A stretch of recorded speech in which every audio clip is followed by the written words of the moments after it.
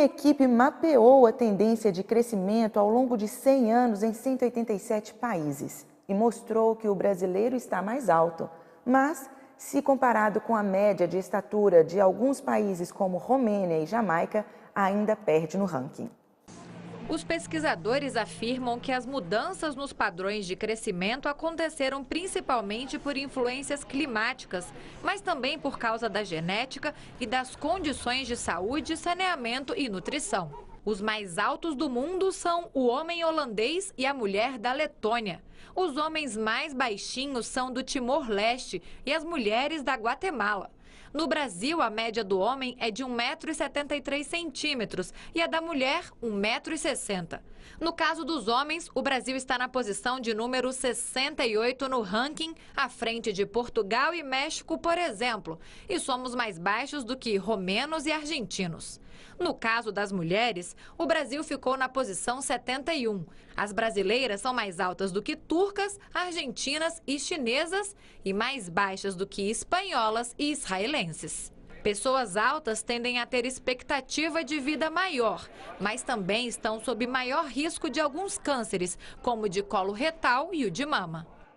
Já está inaugurada a primeira fase do Parque Tecnológico em Taubaté. O espaço conta com 480 lotes voltados para o empreendimento de desenvolvimento de tecnologia. E o bom disso tudo é a estimativa de geração de até 2.000 empregos diretos. Acompanhe na reportagem. O Parque Tecnológico compreende uma área pública de 731 mil metros quadrados no Distrito Industrial. Serão 480 lotes voltados a empreendimentos dedicados ao desenvolvimento de tecnologia de ponta. O coordenador da implantação, Gutenberg, explica essa primeira fase e quanto foi investido. A primeira fase funciona da seguinte forma: nós trouxemos empresas privadas, o famoso PPP, parcerias públicas e privadas. Isso fomenta o nosso desenvolvimento econômico da nossa cidade. O Parque Tecnológico, é o que quero dizer, é uma forma de gerar mais emprego, gerar novos conhecimentos, novas tecnologias no nosso país. Falo país porque esse parque é o mais inovação aberta que existe. Copiando vários modelos que nós fizemos as pesquisas, não só da Europa, da Ásia, também dos Estados Unidos. O melhor que teve foi do Tênis Park da Holanda, diferente dos parques tecnológicos que existem aqui no Brasil, na década de 90. Esse é do século XXI, faz com que nós possamos atender todas as empresas, dependendo da sua atividade econômica. Isso vai gerar mais empregos, são 2.500 empregos diretos, fora os indiretos. Nós vamos gerar muito mais conhecimento e qualificação de mão de obras. Teremos mais FATECs lá dentro. Nós estamos em fase de licitação já, a Unital também lá dentro. Essa primeira fase nós estamos concluindo hoje, tem um total de investimento de 4.900.000, mais para o setor privado e público. O público só entrou com a área. Nós entramos com a parte de infraestrutura. O restante, as empresas irão construir seus próprios laboratórios tecnológicos. E lá nós teremos também uma incubadora, já em parceria com o governo federal. O prazo para concluir é de 10 anos. O prazo de concluir todas essas obras são em 10 anos. Nós vamos fazer em 3 fases. A primeira é essa que nós entregamos, com toda a infraestrutura, com terraplanagem, os 25 lotes já prontos para abrigar essas 5 empresas que já estão lá em fase de projetos de centro tecnológico deles. A primeira fase foi toda realmente restaurada, com pavimentação hidrelétrica, água, guia, sarjeta completa para atender essa demanda. A segunda fase eu devo atender a partir do segundo semestre de 2017. Queremos avançando mais terraplanagem, vamos abrigar toda a infraestrutura que possa atender essas demandas. A terceira fase talvez assim em 2020, 2022 mais ou menos. Então eu acredito em 10 anos vamos concluir toda essa fase. É um processo que todos vão construir, não é a prefeitura. Vamos sequer pedir dinheiro para o governo federal ou estadual. É um parque de inovação aberta mesmo. Ele vai andar com suas próprias pernas. Esse é o modelo novo que nós implantamos, baseado em outros parques internacionais que existem lá fora. E olha só, é de assustar. Embora todo mundo tenha sentido uma alta brusca nos alimentos há alguns meses, uma pesquisa mostrou que a inflação desses produtos está subindo praticamente sem parar há 6 anos.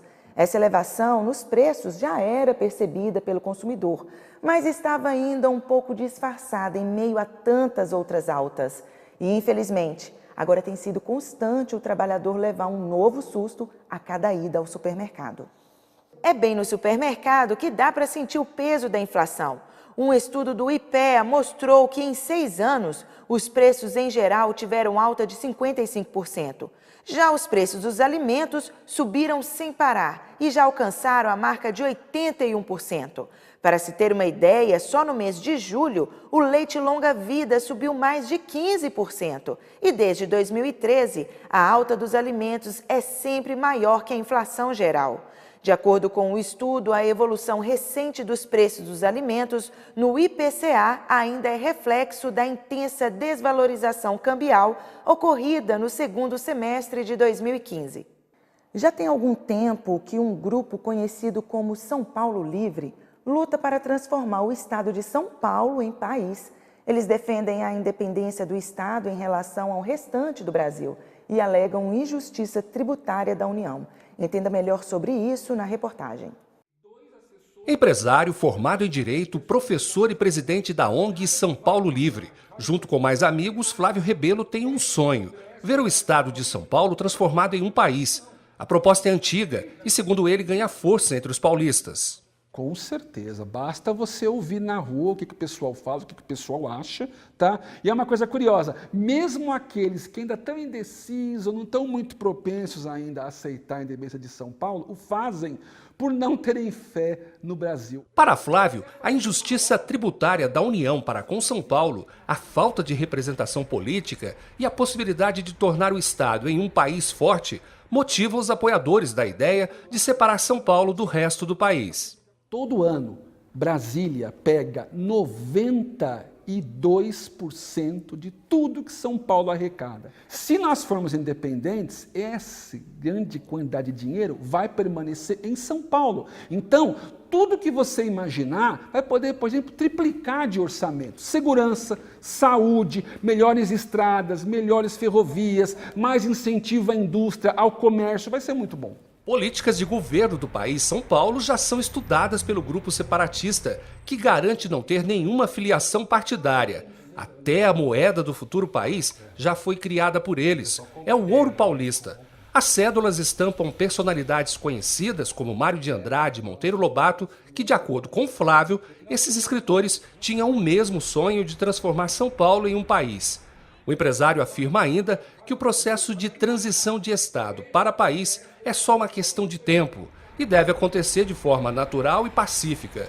Durante as eleições municipais do dia 2 de outubro, urnas do movimento São Paulo Livre vão ser instaladas próximas aos locais de votação para um plebiscito. E você vai receber uma cédula, tá, em papel. Você vai poder responder 2 perguntas. A primeira é: você está insatisfeito com a atual representação política de São Paulo na federação? E a segunda pergunta é: você quer que São Paulo se torne um país independente? Sim ou não? Votou, dobrou, o voto é secreto, vai ter uma cabine, votou, colocou na urna, votou, parabéns. Além de São Paulo, grupos de apoio ao movimento separatista estão presentes em outros estados como Rio Grande do Sul e Pernambuco, afirma o historiador e professor Francisco Ribeiro, que tem mais de 30 anos de experiência em salas de aula e de estudos sobre história e filosofia.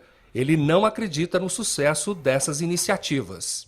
Mas esses movimentos separatistas aqui no Brasil, eles são fadados ao fracasso, porque se formos seguir a Constituição de 1988, ela proíbe que qualquer município ou estado da federação saia da União. Com exceção da Cisplatina, nenhum outro movimento separatista teve sucesso. Isso há mais de 100 anos. Mesmo dentro de contextos diferentes, para o historiador, a votação pela saída do Reino Unido da União Europeia, feita por eleitores britânicos no mês passado, serviu de motivação para grupos de ideias separatistas entre os eleitores. Em vez de investir tempo e dinheiro discutindo separação, podemos discutir como melhorar as comunidades locais. De acordo com esse cientista político, transformar um estado em país não é tão simples assim. Além do movimento separatista ser inconstitucional, gera muito transtorno político e econômico. Só que se isso acontecer, na atual conjuntura de política internacional, demandaria muito tempo para o reconhecimento desse Estado como nação, o que nos levaria, enquanto Estado de São Paulo, a uma crise sem precedentes. Não vejo condições nenhuma de nenhum Estado brasileiro hoje ser independente.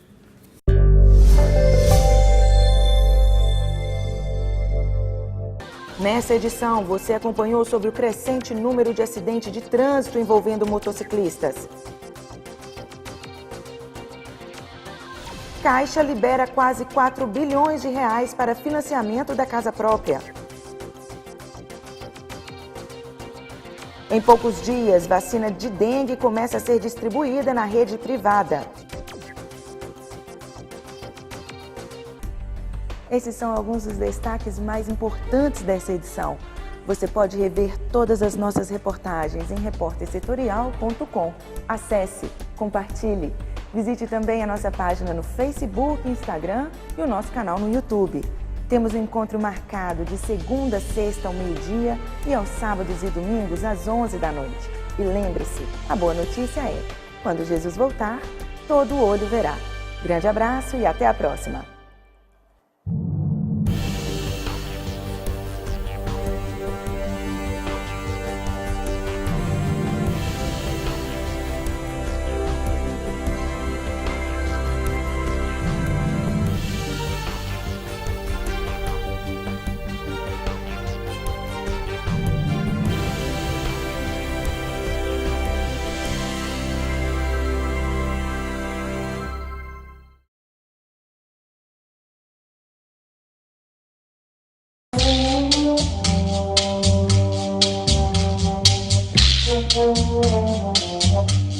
O limão é um fruto cítrico produzido pelo limoeiro, que é de origem asiática e cultivado em várias partes do mundo. Os frutos possuem formato oval e podem ser de tamanhos variados, com casca lisa ou enrugados, e adquirem cores que variam do verde escuro ao amarelo claro, com exceção da espécie que o fruto se assemelha a uma tangerina. Os limões são ricos em ácido cítrico, que dão ao fruto um sabor ácido, porém muito apreciado na culinária para o preparo de sucos como a limonada, temperos, doce, entre outros. Ricos em vitamina C, o limão ajuda a fortalecer as defesas do corpo para prevenir várias doenças. Também é uma boa fonte de potássio, magnésio, cálcio e fósforo. O limão ainda possui várias propriedades benéficas ao organismo, tais como bom para a circulação, devido à redução da pressão arterial, e também ajuda na digestão, previne alguns tipos de câncer e reduz níveis de colesterol. Utilizado como gargarejo, o limão é bom para aliviar a dor de garganta, úlceras na boca e gengivite. Além disso, o limão possui uma substância própria denominada limoneno, que protege o corpo contra os efeitos destrutivos dos radicais livres.